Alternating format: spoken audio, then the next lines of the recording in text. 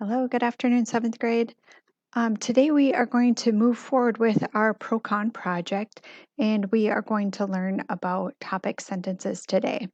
So imagine if this project were to be a big, huge research paper, a topic sentence would be used at the start of each of our body paragraphs.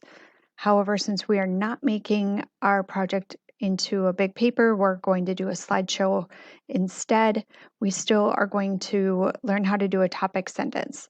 Kind of our focus is doing less, but doing a better job with it. So we're going to learn how to do a topic sentence today, and we're also going to select one of our 6 research facts to add to the slide with the accompanying topic sentence. So I'll show you where all of that is located. So I'm in Google Classroom, and I'm going to go to the Classwork tab. And under ProCon, I have an assignment called Topic Sentence Number 1. And I have 4 learning targets in here for this project. Number 1, I can introduce, acknowledge, and organize information from credible sources. We've actually already found your 6 facts by this point, so you've used the credible sources, but now you're going to kind of pick and choose between those 6 facts on which ones should be used in your project. Number 2, I can use transition words. We learned about transition words the other day, but now you're going to apply those and pick and choose which transition words to use for this project. I can cite my sources to avoid plagiarism. I'll show you how to do that.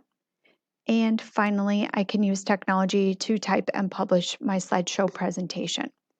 So as you are handing in these assignments and you get your feedback and they're turned back to you, then you can start adding those sentences, I guess, that information back into your slideshow. So for example, if you've turned in your thesis statement, you got 5 out of 5 on it, I maybe wrote something like, go ahead and add this to slide number 2. So you can copy and paste your thesis statement and put it back into your slideshow. So that will be the case with this one too. The topic sentence, you'll be able to add it to then slide number 3.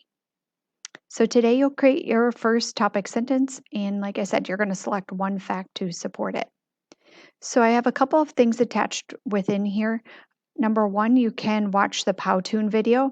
Made this yesterday. It's just kind of a corny little 3-minute video, but I think it will do a nice job of showing you how to make a topic sentence. So I definitely recommend watching that, and it's only 3 minutes.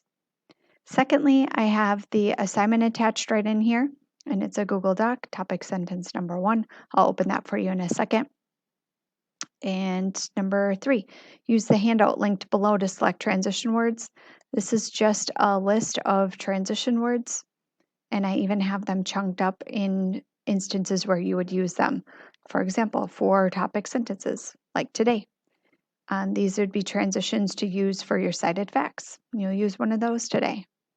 These 2 we're going to use in a couple of weeks when we acknowledge the other side of our argument and when we write our conclusion. So we don't need to really worry about those at this point. But this is just a handout, so nothing to do or type in here. Just imagine if we had been at school, I would have printed this off for you and probably asked you to hang on to it, keep it in a folder, and we'd pull it out on our writing days. All right, and again, when you get this assignment back, it's been approved, then you'll add it to your slideshow.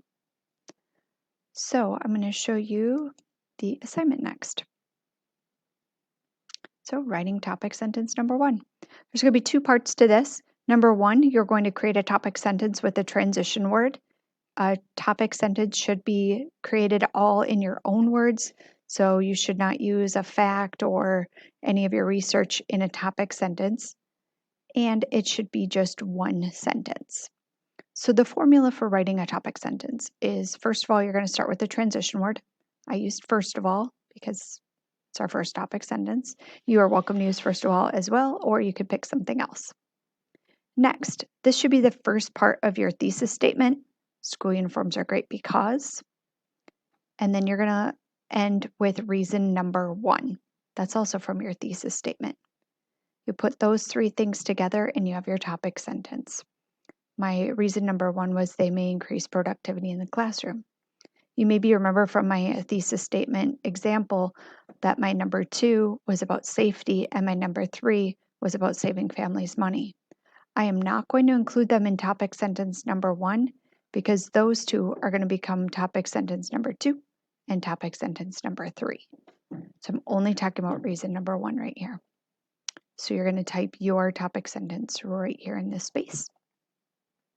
Next, part 2 is you are going to choose one of your 6 researched facts that best supports this topic sentence with the source in parentheses behind it. So you're going to go to your chart with your 6 facts on it. You're going to pick out one of them, and you are going to copy and paste that in this space below. You're going to begin with a transition word, so you can go back to that list. I acknowledged where my fact came from, so I used according to points of view. You might use for example, for instance, clearly, or as you can see. You'll have your fact right here, and then there's 2 important things that you need to know with this so that you avoid plagiarism. Number 1, when you borrow a fact, you need to put quotation marks around it. That's these little marks right here and at the end. That lets your reader know that this is not your words, but it's borrowed information. And the second thing that you need to do is you absolutely have to tell where that fact came from. If it's from points of view, most of us had an author. My author's last name was Chittum, so that's why I used Chittum right there. If you're citing from procon.org, most of us could not find an author in that website, so you just put procon.org. If you leave that out and you leave out the quotation marks, that's plagiarism.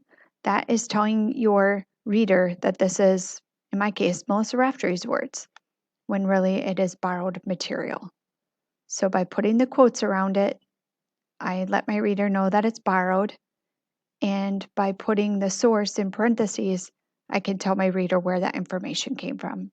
So super important. I'll be watching for those 2 things for sure when I'm looking over your facts.